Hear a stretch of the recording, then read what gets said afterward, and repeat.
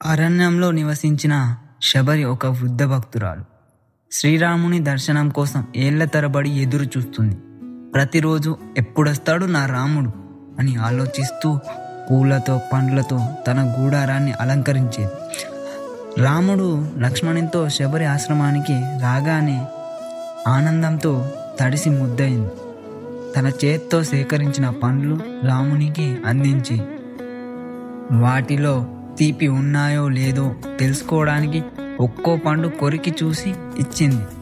ప్రపంచం దానిని నియమ విరుద్ధం అని చూడవచ్చు, కానీ రాముడు మాత్రం ఆ పండ్లలోని ప్రేమను, ఆ భక్తి తాపత్రయాన్ని మాత్రమే చూశాడు.